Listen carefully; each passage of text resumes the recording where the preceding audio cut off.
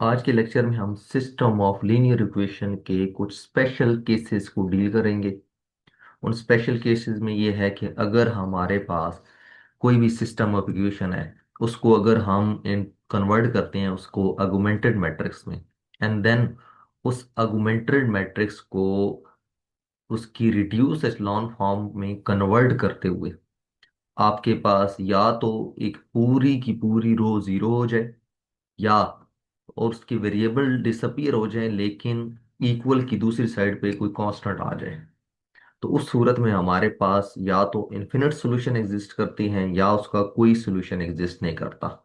तो सबसे पहले तो हम इस तीन टाइप्स को डिस्कस कर देते हैं। कितने टाइप्स के हमारे पास सिस्टम ऑफ लीनियर इक्वेशन के सॉल्यूशन आ सकती हैं।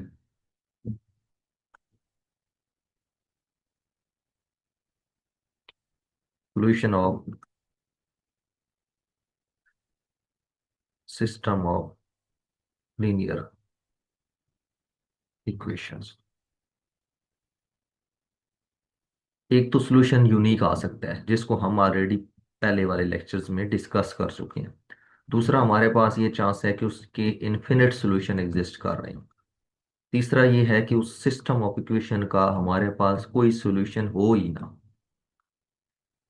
तो अगर हमारे पास किसी सिस्टम का यूनिक सॉल्यूशन एग्जिस्ट कर रहा है या उसके इन्फिनिट सॉल्यूशन एग्जिस्ट कर रहे हैं, तो इस सूरत में उनका जो आर्गुमेंटेड मैट्रिक्स है वो हमारे पास कॉन्सिस्टेंट मैट्रिक्स होगा, या कॉन्सिस्टेंट सिस्टम ऑफ इक्वेशन भी कह सकते हैं।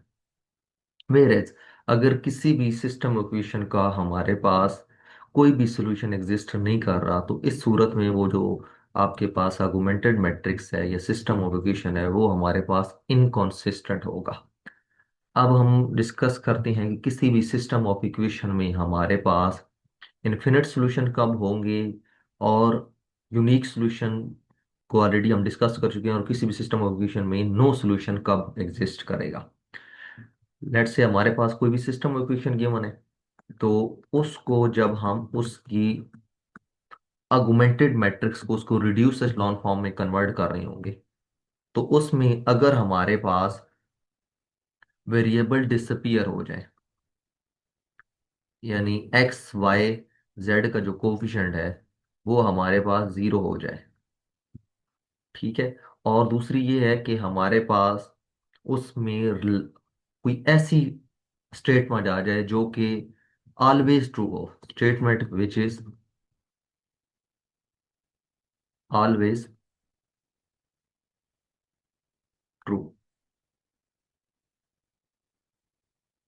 इसकी एग्जांपल अगर लिखें तो उसमें ये है जी कि अगर हमारे पास A B C D E F G कोई भी ये रियल नंबर्स हैं, जीरो जीरो जीरो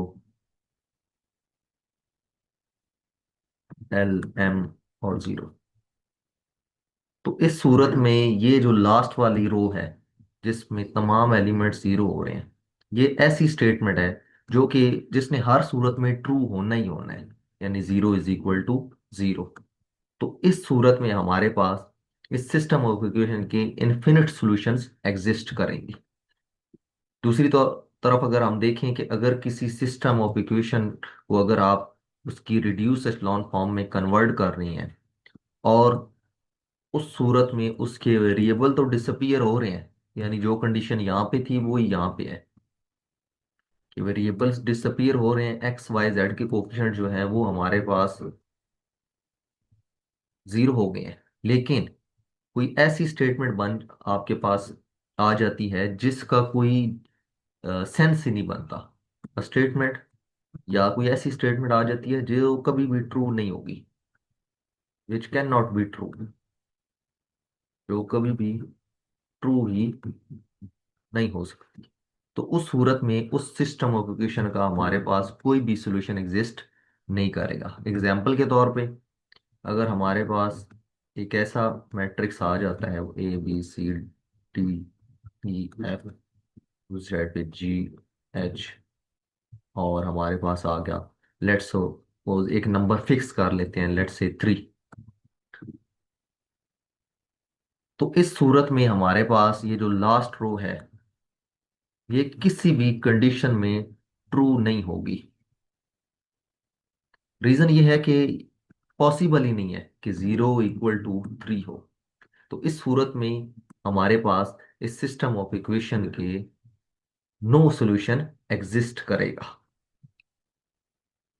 अब हम सिस्टम ऑफ इक्वेशन जिसके इन्फिनिट सॉल्यूशन एग्जिस्ट करते हैं उसकी एग्जांपल कर लेते हैं। Let's suppose we have a question x + 2y - 3z = -2 3x - y - 2z = 1 and 2x + 3y - 5z = -3। ये हमारे पास सिस्टम ऑफ लीनियर इक्वेशन है। इसको सबसे पहले हम इसकी इक्विवेलेंट आर्गुमेंटेड मैट्रिक्स में कन्वर्ट करते हैं। तो x के कोफिशिएंट्स हैं 1 3 2, y के कोफिशिएंट्स हैं 2 - 1 3, जबकि z के कोफिशिएंट्स हैं -3 -2 -5। इसी तरह हमारे पास जो इक्वल की दूसरी साइड पे हैं वो -2 1 एंड -3। नेक्स्ट अब आपने इसको इसकी रिड्यूस एचलॉन फॉर्म में कन्वर्ट करना है। तो रिड्यूस एचलॉन फॉर्म में कन्वर्ट होने के लिए आपको 3 को भी ज़ीरो बनाना है और 2 को भी ज़ीरो बनाना है।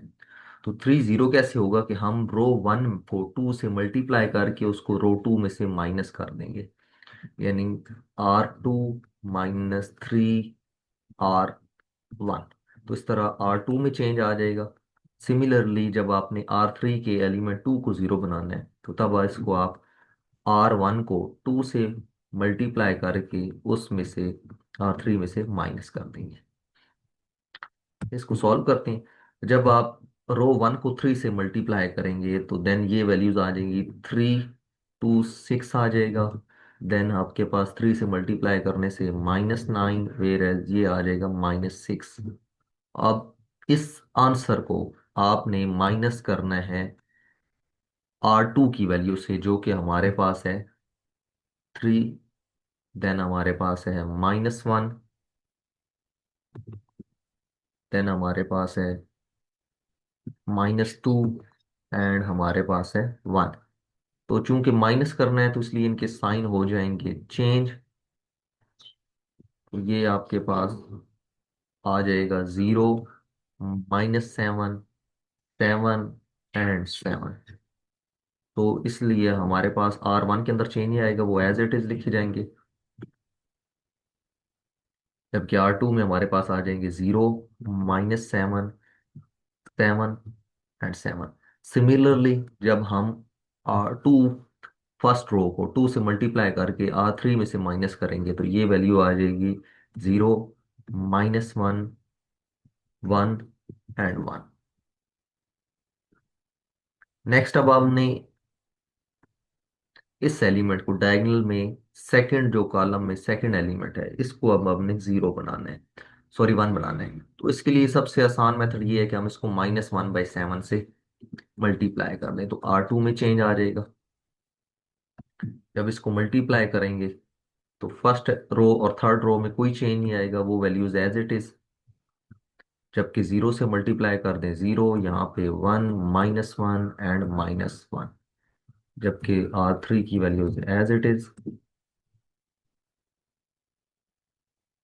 नेक्स्ट अब हमने -1 को भी 0 बनाना है और 2 को भी 0 बनाना है। क्योंकि हमने इसको रिड्यूस एचेलॉन फॉर्म में कन्वर्ट करना है इसलिए हम R3 में से R2 को ऐड कर देते हैं, जबकि R1 के इसको 0 बनाने के लिए हम R1 -2 R2 करेंगे।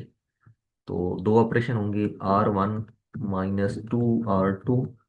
तो इस तरह R1 में चेंज आ जाएगा, वेयर एज जब यहाँ R3 में आप R2 को ऐड करेंगे तो R3 में चेंज आ जाएगा। 1 2 - 2 इंटू R2 का एलिमेंट 1 है, -3 -2 इंटू R2 का एलिमेंट है -1। इसी तरह -2 इंटू R2 का एलिमेंट है -1।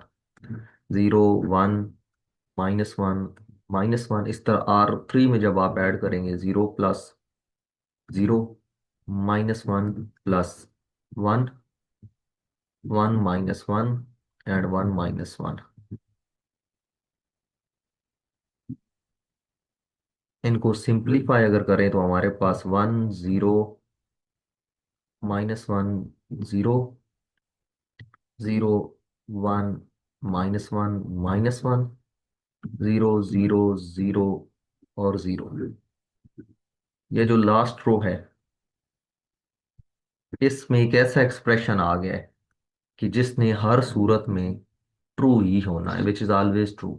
तो यहाँ से हमें ये पता चल गया है कि इस सिस्टम ऑफ इक्वेशंस के इनफिनिट सॉल्यूशंस एग्जिस्ट करेंगे। वो अब इनफिनिट सॉल्यूशंस कौन से होंगे, उनको हम डिस्कस करते हैं।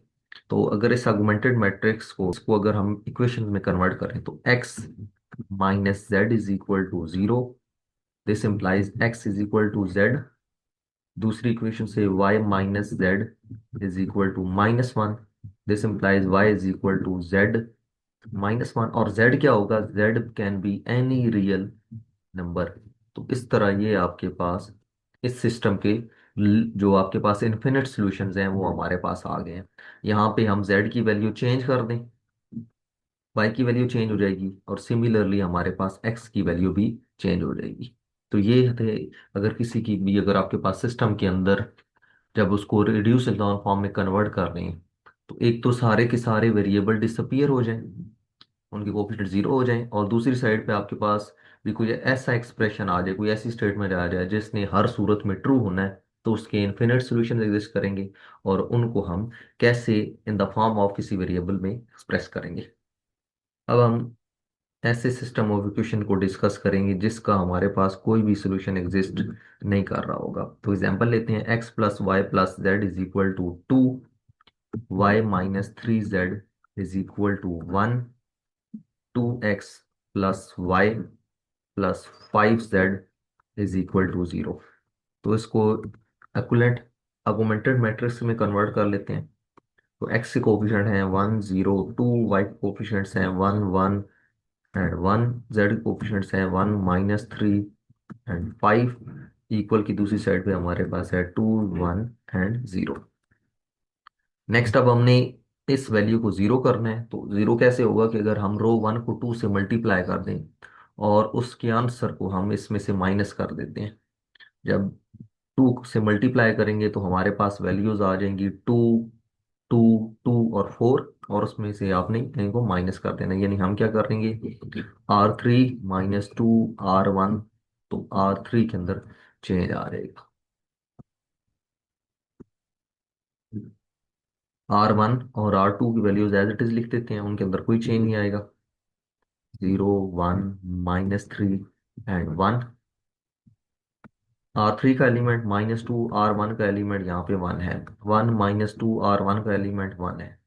5 - 2 R1 का एलिमेंट 1 है। 0 - 2 R1 का एलिमेंट 2 है। अब इनको सॉल्व करना है। तो 1 0 0 1 1 - 1 1 - 3 3 2 1 एंड -4। नेक्स्ट अब हमने इस वन, ये सेकंड जो डायगोनल का एलिमेंट या रेडी वन है, अब हमने इसको भी जीरो करना है और -1 को भी जीरो में कन्वर्ट करना है। तो ये जीरो में कैसे कन्वर्ट होंगे, R1 में से अगर हम R2 माइनस कर दें और इसी तरह R3 में से भी R2 को माइनस कर दें, मतलब ऐड कर दें, तो इस तरह ये वाले वैल्यू जीरो हो जाएगी और ये भी वैल्यू जीरो हो जाएगी।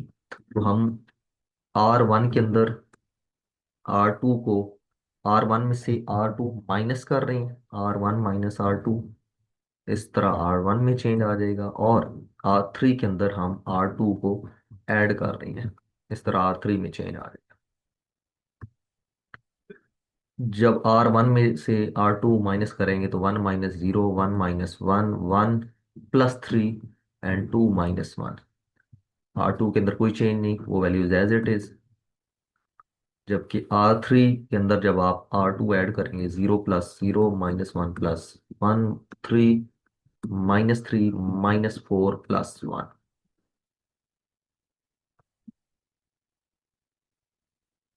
1 0 0 0 1 0 4 - 3 0 वन वन माइनस थ्री।